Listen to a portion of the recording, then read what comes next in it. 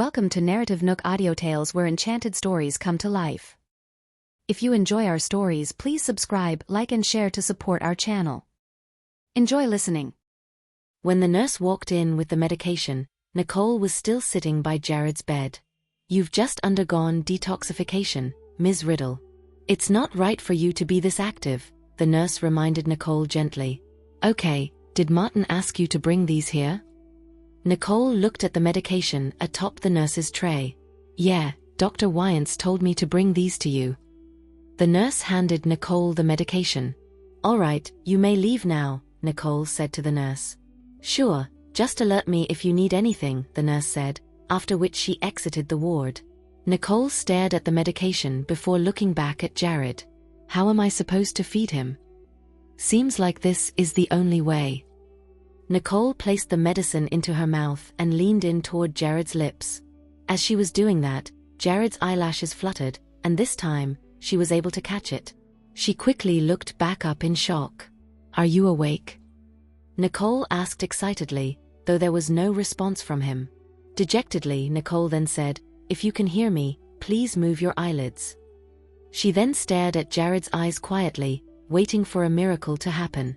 But 3 minutes had passed, and much to her chagrin, Jared remained still and unresponsive. The look of excitement on Nicole's face began to vanish. "It's okay. At least I'm able to see you recovering. Keep taking this medication, and you'll be waking up in no time," Nicole said. She wanted Jared to hear her, and at the same time, also wanted to give herself some confidence. Tired after talking to Jared for such a long time, Nicole returned to her bed to catch some rest. Suddenly, she thought of Zeke, whereupon she took her phone out to search for his contact before sending him an encrypted text message. However, Zeke did not reply, even after a long while. Thinking that it was because he was still in hiding, she did not wait for his response.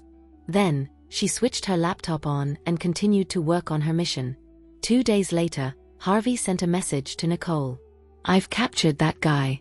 We're in the suburbs in the west of the city. I've already sent you the location. Did you expose yourself?" Nicole asked. "Nope." "Good. I'll be there in a second." Nicole switched her laptop off and got off her bed. She walked up to Jared's bed and looked at him before calling Martin. "Are you free now? Harvey has captured that man." "Okay, I'll head to the hospital now." Having understood what Nicole had said, he quickly ditched whatever he was doing and drove to the hospital without the slightest hesitation. And when he opened the door to the ward, Nicole was already geared up, ready to make a move. Martin asked as he looked at Nicole's outfit, "Are you ready? Are you sure that it's safe out there?" "It's safe. Harvey will be with me later. Besides, this place is pretty close to the West Coast," Nicole explained. Martin nodded. "Sure. I'll leave Jared in your hands now. Do not leave this place until I am back," Nicole reminded him, as she was worried about Jared. "Okay, I shall guarantee that he won't be harmed or worse off than he was," Martin promised. "Okay, I'll make a move now." Nicole looked at Jared again before turning around to leave. "Keep your wits about you. You must inspect anyone who's coming into the ward. If you notice anyone suspicious, just detain them and wait for my return." Nicole ordered the bodyguards at the door. "Understood," the bodyguards said. After had spoken, Nicole made her way to the elevator. It had been some time since she had walked out of the hospital. The air was so much fresher outside. Nicole quickly made a beeline for her car and drove off to the West Coast. As Nicole's car gradually left the town, the view around her began to turn dreary and unfamiliar. She saw a house from afar, but she was not sure if it was the same one whose location Harvey had sent her, so she made her way over there. When she had pulled up, she scanned the decrepit building. There were a few cars parked outside, so she walked into the building carefully. Nicole then sent Harvey a text. "I'm here. Where are you?" Harvey replied, "I'm in here. Come to the second floor." Nicole looked at the spiral staircase and kept her eyes on the second floor as she walked upstairs. The moment he saw her, Harvey went over to greet her. "Put this mask on." Harvey passed her a mask. Nicole grabbed it, wore it, and turned around with her back facing Harvey. Sitting somewhere nearby was someone with a sack over his head, tied to a chair. Nicole approached the man who had been tied up and ordered the people around her, "Take that sack off."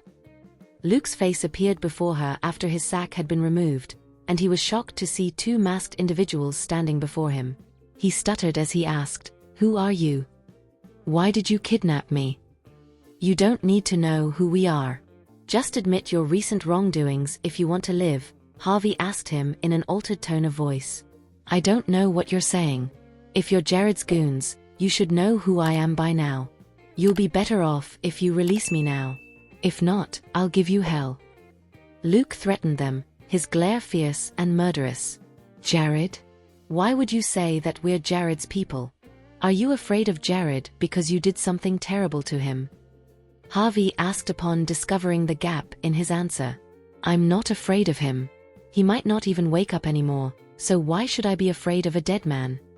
Don't even try to bait me. If you don't work for Jared, why have you captured me? We don't owe each other anything, so what do you want?" Luke asked, deducing that they were kidnappers who were after his money if Jared was not a part of the equation. "We just want an answer," Nicole said all of a sudden. "An answer? An answer to what?" Luke looked at Nicole.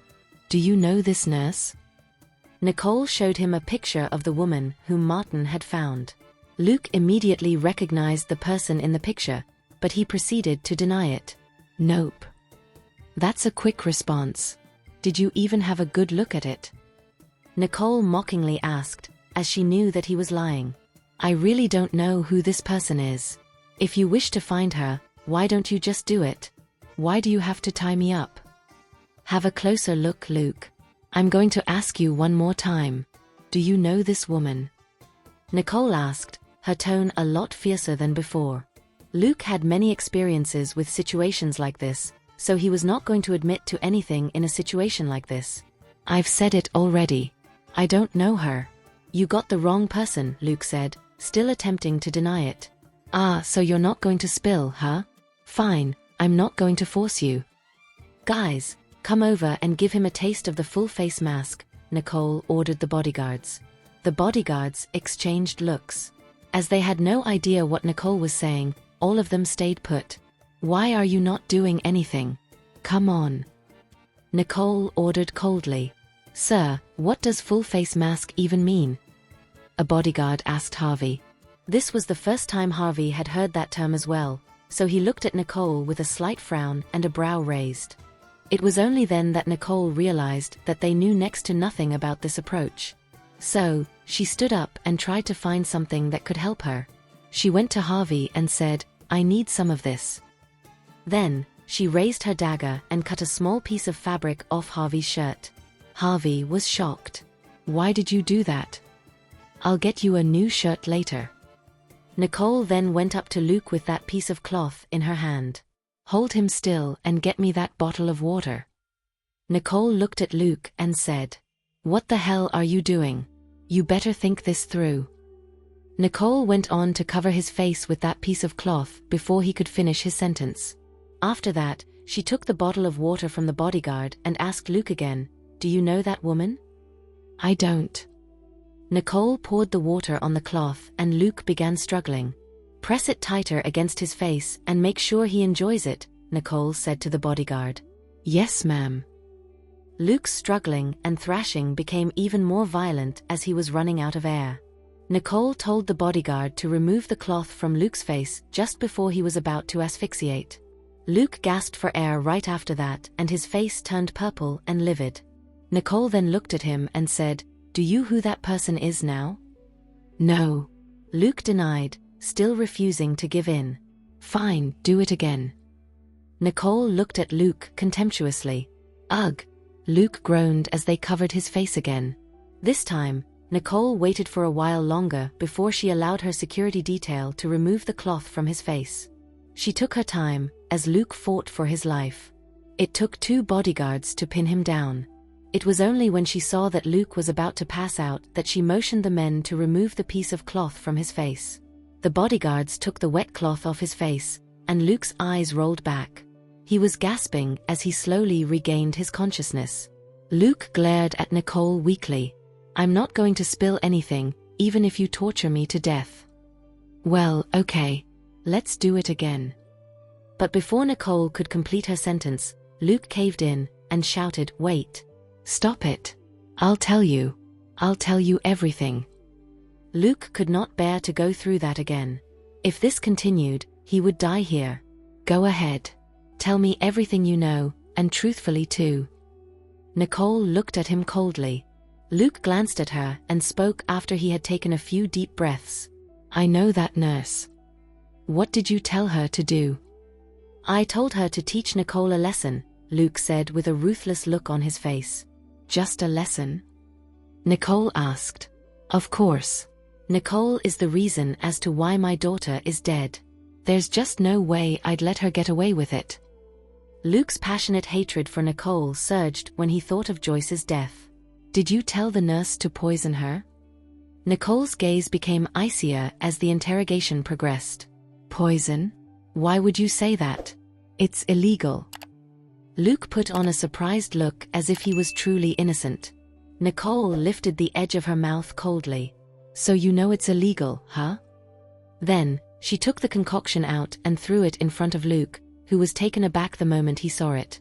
"It looks like Nicole sent these people to kidnap me. Does this mean that she is still alive?" "Did Nicole send you?" Luke looked at Nicole, who was wearing a mask, with his bloodshot eyes. "I guess you probably knew that this IV bag was laced with a lethal concoction." "I don't. If anything, it has got to be the nurse. I'm innocent." Luke cried, his face pale as sheet. "How dare you say that?" Nicole yelled, her voice so icy that it could literally freeze Luke. Having felt her sheer viciousness, he slumped against the chair, terrified. "I swear I'm not lying." "Luke, do you really think we have no idea what you did after we got you here?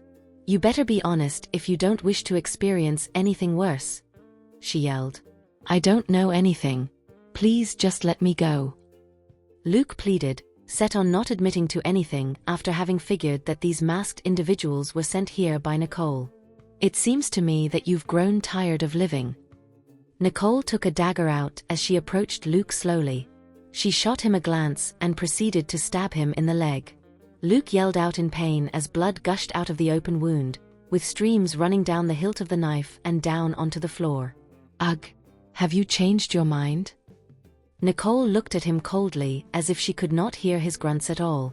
Harvey, who was standing at the side, became quite frightened after seeing how cruel Nicole was. It was his first time seeing this side of her. Luke had never experienced pain of this sort. Unable to endure it anymore, he began to beg for mercy. "Please just let me go. I'll tell you everything." Nicole kept the dagger plunged into the wound and said, "Go ahead." Luke knew that he would probably lose his leg if he uttered another lie to this masked woman after seeing how serious things had gotten. He was now afraid to hide the truth, so he confessed to everything he had done to Nicole. Nicole released her grip on the dagger and took a recorder out, with Luke getting anxious after seeing it. "You're so despicable. How could you do this? You wily old fox. You're going to spend the rest of your life in prison." Nicole took her mask off. Luke could not help but gasp after seeing Nicole's face. Then, he said while looking at her in shock, "Nicole? It's you?" He was about to reach out and snatch Nicole's phone, but a sharp pain in his leg stymied him as soon as he moved, stopping him from doing anything. "You should have seen this coming, you old fart. You would have never ended up like this if you didn't try to harm anyone." Nicole looked at the bodyguard beside her after she had completed her sentence. "Send him to the police and give them a copy of this recording too." "Yes, ma'am," one of the men replied. "Nicole, do you really think you can send me to prison? You're way too naive." Luke barked. Nicole turned around and looked at him. "You better hope that they lock you up, because you're going to have it worse out here." Then, she left the place with Harvey, leaving Luke's resentful whining behind them. Harvey removed his mask and looked at Nicole after they had gotten out. "Nicole, you were ruthless back there." Nicole gave him a glance and said, "Let's head back." "Sure." Harvey was a little intimidated by Nicole, so he quickly got into the car and quietly went back to the hospital with her. Harvey was still in admiration of what Nicole had done as they made their way to the corridor. Suddenly, Nicole stopped, causing Harvey to almost bump into her. "Why did you stop?"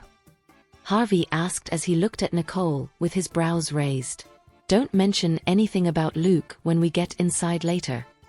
Nicole looked at Harvey and said, "Why? Are you afraid that Martin would find out?" Harvey looked at Nicole with his brows furrowed. "I have my reasons. Just keep that in mind." "Okay." Martin was sitting in the ward when they pushed the door open. He had not left the room even once ever since Nicole had gone out. "You're back." Martin stood up and looked at them. "Yeah," Nicole uttered. "How did it go?" Martin looked at Nicole with a brow raised.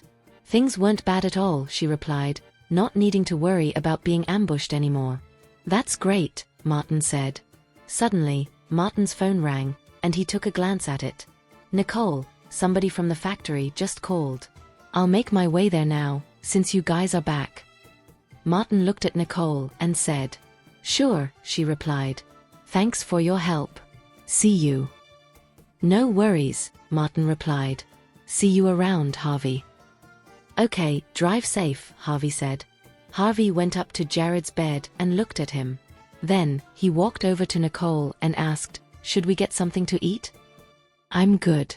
"I wish to stay here," Nicole declined, as she thought that there had to be at least one person in the ward. "Come on. I know you're worried about Jared being alone here, but Luke has been taken care of. Besides, there are so many bodyguards outside."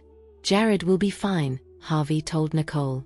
"Even though Luke isn't a threat anymore, I just don't feel safe leaving Jared alone here. You should just go out and eat on your own." Nicole looked at Harvey and returned to the bed to get some rest. Harvey figured that it would not be appropriate for him to persuade her any further as she had already gotten into bed. In addition, he would be the one to blame, should anything terrible happen to Jared if Nicole left. "Okay, I'll go alone then. Let me know what you'd like to eat, and I'll bring them back here," Harvey offered as he looked at her. "It's fine. I don't have an appetite."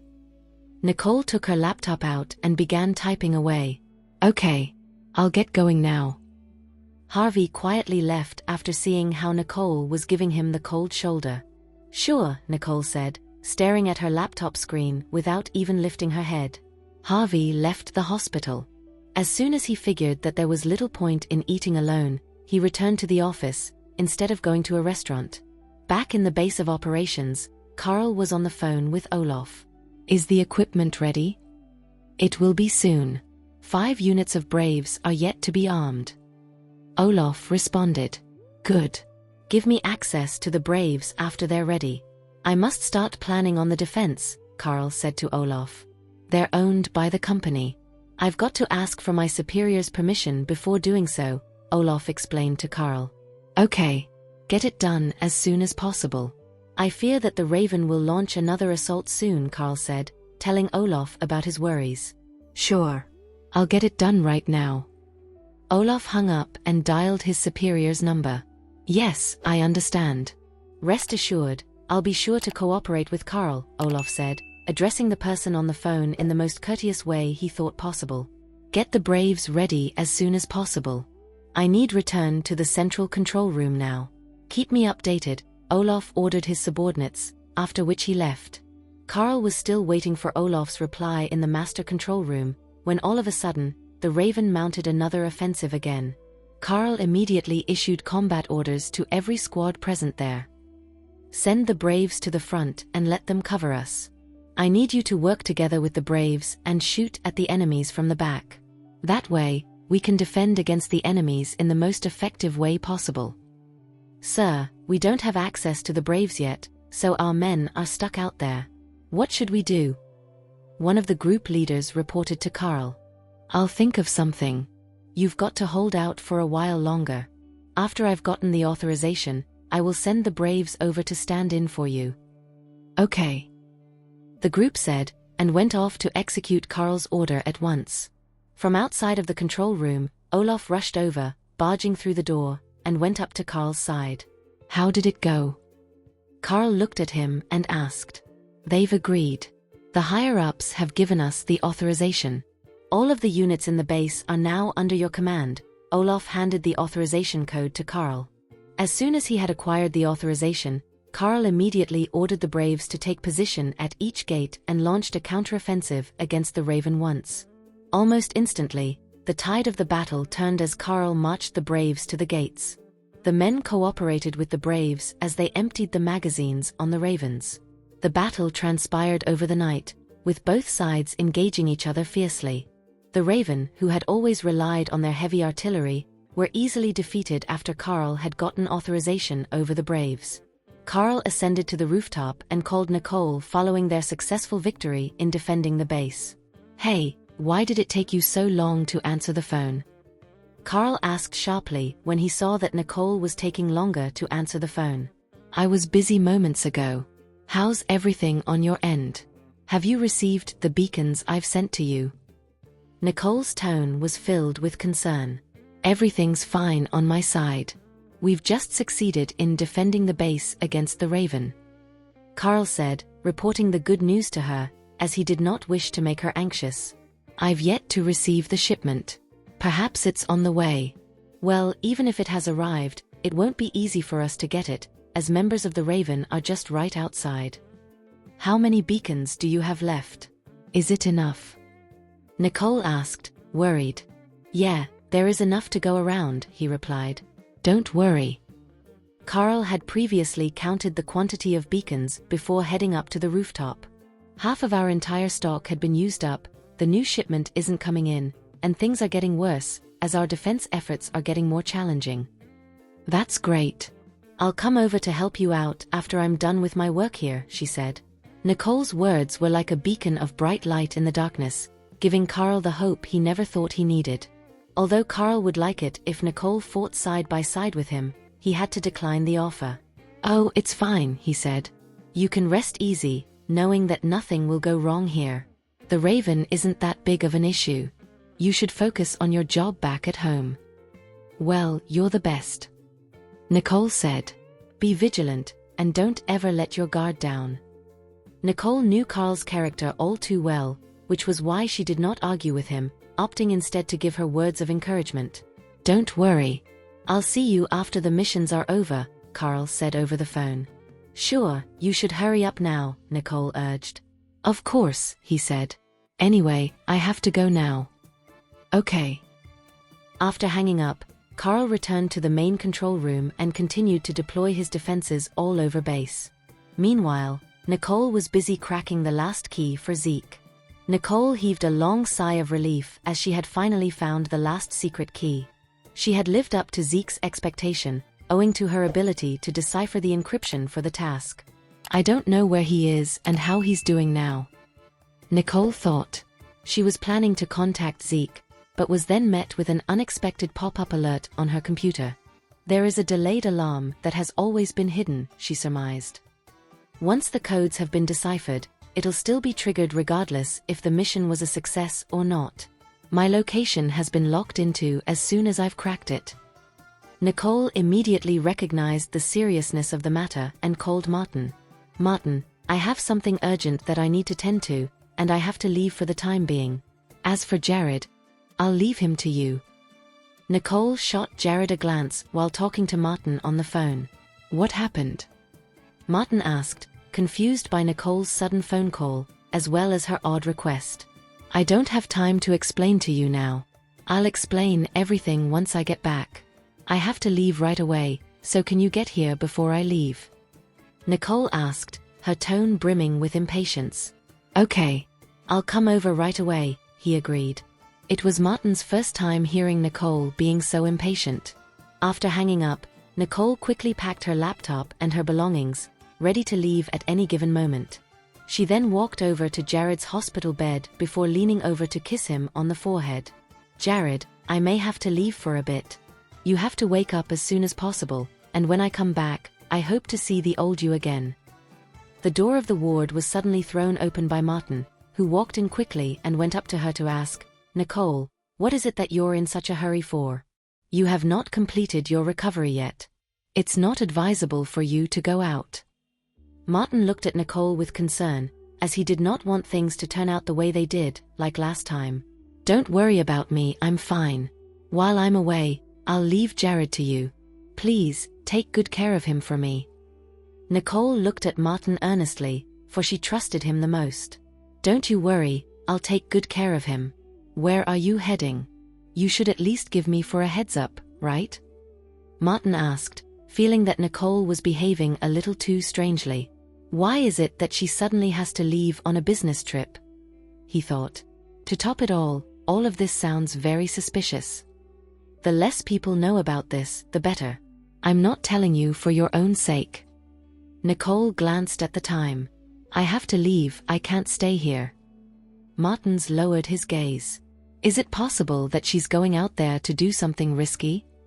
"Nicole, you can't go about doing stuff that'll get you killed."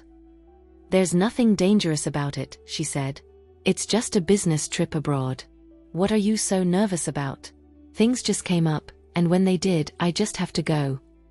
"Okay, I have to leave now. I'll call you when I have the time." Nicole gave Jared one last glance after she had spoken, whereupon she left in a hurry. Martin watched as Nicole left. He wanted to follow to see what was going on, but with Jared's life entrusted to him, he could not leave the latter alone in the ward without anyone to tend to him. Martin took his phone out and called Harvey. "Mr. Ellison, Nicole just..." "Okay, I got it. I'll head to the airport right away." Harvey hung up and drove to the airport at once. Nicole sat in a taxi while inquiring about the latest flight. "I have to go somewhere safe before I get myself exposed." Then, at the airport, while Nicole was going through security checks, Harvey rushed in, looking around for Nicole at the seating area. Soon, he suddenly caught a glimpse of a familiar figure, and that was when he loudly shouted, "Nicole." Nicole heard a familiar voice calling out to her and looked up to see that it was Harvey. What is he doing here? She quickly ducked down, before she grabbed her belongings and boarded the plane. Harvey noticed that Nicole had no intention of waiting for him, and so, he rushed toward the security checkpoint, trying to catch up to her, but was stopped. "Excuse me, sir, but you can't venture past this point without a ticket," the terminal guard said. "My friend is over there. I just want to talk to her for a minute," Harvey anxiously explained as he glanced over at the direction that Nicole was at. "I'm sorry, but you can't enter." Seeing that the security personnel refused would never let him pass, he was left with no choice but to make a run for the counter and purchase a ticket. Unfortunately, he was told that the ticket sales had stopped. Harvey clenched his fists angrily, wishing to argue with the agent, but he knew that they were just doing their jobs and following the policies laid out by the company. Harvey then suppressed his anger and asked, "In that case, could you help me find out where that plane is going?" "Okay, just a moment, sir," the agent said, before returning a moment later. "Excuse me, sir, the plane is headed to Lanningborg." Lanningborg? Harvey frowned while thinking about it. "What time is the next flight to Lanningborg?" Harvey asked. "The next flight to Lanningborg is an hour from now." "Okay, thanks." Harvey then left the ticket counter and went to an empty place to call Martin. "How's it going? Did you manage to catch up to her?" Martin asked in an inquiring tone of voice. "I almost caught up to her. She saw me, and that was when she turned around and left.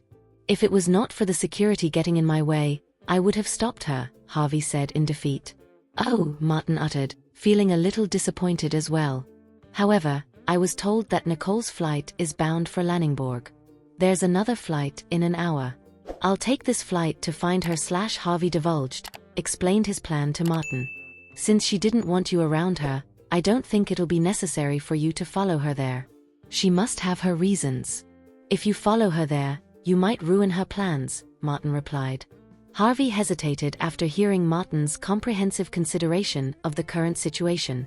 Harvey then sat down, and carefully, he began to recall the scene when he saw Nicole earlier. Nicole had taken me to Lanningborg before. Earlier, she pretended as though she did not know me. Why did she do that? Was someone tailing her? Was she afraid that she'll get me into trouble? After some careful consideration, he decided not to follow Nicole to Lanningborg. If Nicole needed my help, she would definitely have contacted me. What Martin said was right. If I rush over to find her, I might cause her unexpected trouble. After his impulsive thoughts had tapered off, Harvey regained his composure and watched as the plane took off. Although I don't know what you are going to do, I hope you come back safely, Nicole, Harvey said in his heart before walking out the airport in big strides. Then, he returned to his office. On the plane, Nicole was relieved to see that Harvey had not managed to catch up to her, or else, it would be troublesome for her to take care of him. She lowered her hat a little, after which she took her phone out and sent a text to Zeke. "Where are you?" After a while, Nicole received a message from Zeke. "I'm hiding in Honva. There's a lot of people hunting for me, which is why I haven't been contacting you. I'm in Lanningborg. Hide well, so that you don't get discovered. I'll go and pick you up when I've managed to lose the person who is tailing me." "Cool. I'll wait for you. Don't worry. I'll come and get you. I still need to hand you the Rebbe family crest." "The Rebbe family crest? You've acquired it." Zeke was over the moon as soon as he heard the news. "This is the best news I've heard in days." "Yes. You've got to hang in there. The badge is very cool. Can you send me a photo of it?" Zeke asked. "Okay, I'll send you a picture after I've settled down _" "All right then. I think it's time for us to go offline now. We can't linger any longer, or the risk of us being caught increases." "Okay." One after another, the two of them went offline. Nicole placed her hat on her face, after which she closed her eyes and fell asleep. There's no danger on the plane. Hours passed, and upon feeling a shake, Nicole was jolted awake. Then, she looked out of the window to notice that the plane had landed. She took her backpack, got off the plane and left the airport. Nicole was aware that Carl was in this country as well, but her first priority was to hide and find out who the person who had been tailing her was. She hailed a cab and went to the hotel she had just booked. Arriving at the hotel shortly after, she scanned the surroundings outside of the building before walking in. Nicole approached the front desk, whereupon she checked herself in. A staff member then guided her to her reserved room. "This is the room you've booked. Have a good rest and call the front desk if you need anything," the staff said to her warmly. "Okay, thank you." After the staff had left, Nicole opened the door and walked in. She immediately locked the door after entering. Then, she began to check the security of the room, inspecting every nook and cranny to ensure that it was safe before placing her backpack down. After that, she pulled the curtains aside and looked down, the view clear and wide. "If anything happens, I'll be able to see it clearly." Nicole poured herself a glass of water before taking her laptop out to check on the task, and surely enough, her hunches were confirmed. The alarm was triggered, and someone was already on my tail, she reflected. Thankfully, I left the hospital in the nick of time, or else, Jared would be involved. Leaving him there was the best option to keep him safe. Judging by how quickly I have left the country, it would take a while for them to find me. Now I just have to get the badge I've promised Zeke. Nicole thought, as she had told Zeke that she had already acquired the badge in order to give him some hope and motivation. Her slender fingers then darted across the keyboard as she committed herself to cracking the final key. If everything goes well, I will be done in half an hour. Meanwhile, Martin had found himself unable to take care of Jared on a constant basis, as he had a factory that he needed to run. With Jared left in a vegetative state, and with Max and Claus busy with the affairs of the Johnston Group, he was the only one left to manage things in the Beacon factory. If I leave, who will be here to take care of Jared? Martin pondered for a long while. When Harvey came to mind, he shook his head and said, Harvey can't do this. He has never gotten along with Jared. Harvey will never be able to take care of him. Who else can I entrust? A beautiful face then came to mind. Aside from Nicole, she is the only one who has demonstrated utter sincerity to Jared. After he had though out loud, Martin took his mobile phone out and dialed a number. Why are you calling me, Mr. Wyants? Fiorella asked in surprise. She had just returned to her office after a meeting when Martin called. Miss Fisher, there's something you may not know, so I have called you to tell you about it. It is something that you should know.